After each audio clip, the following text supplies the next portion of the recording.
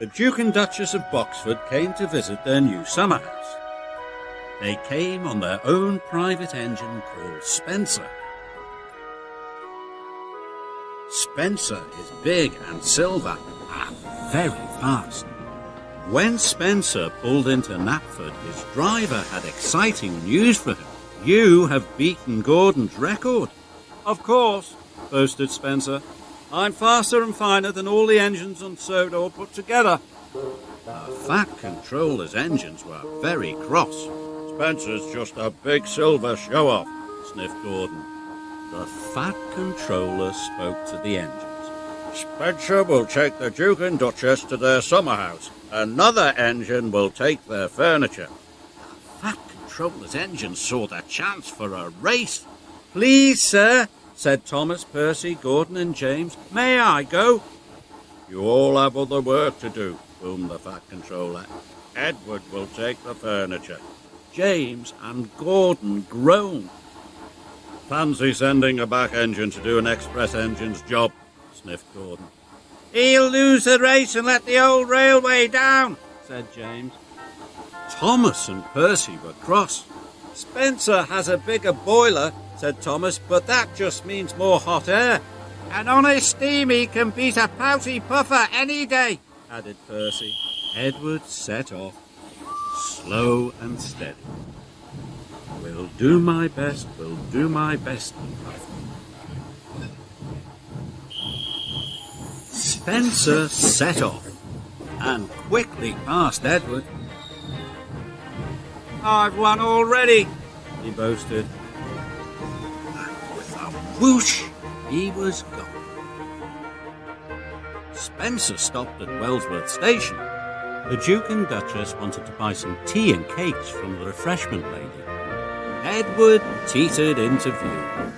"Hurry up, old boy," laughed Spencer. "Can't have you finishing too far behind me." Edward wished he could have a rest too.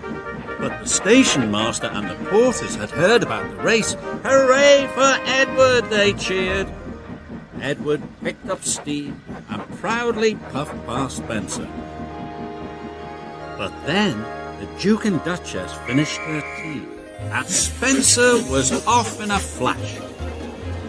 He roared past Edward. "Fastest and best, fastest and best," he chirruped. Edward came to the bottom of a steep hill.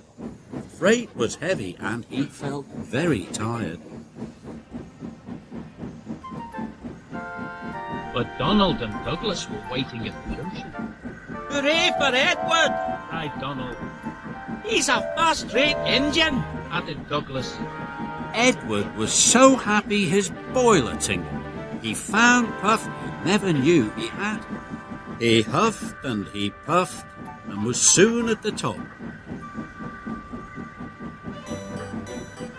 He could see Spencer in the distance and set chase at once. Up ahead, Spencer had to stop. The Duke wanted to take some photographs of the countryside. The Duke set up his camera. Spencer closed his eyes. "Nothing to worry about," he said lazily. The Duke and Duchess had finished taking photographs and were back on board. "Time to go," said his driver and rang the bell. But nothing happened. Spencer was dreaming of victory. He didn't hear the bell. And he didn't hear Edward puffing past him. Spencer's driver rang the bell again.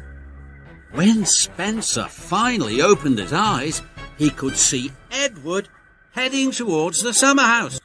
Spencer took off as fast as he could. But as he reached the siding, his driver ordered him to slow down. "These are old tracks and you are a very heavy engine," he said. "You must go slowly." Spencer had no choice. He had to slow down. And he trundled slowly down the siding.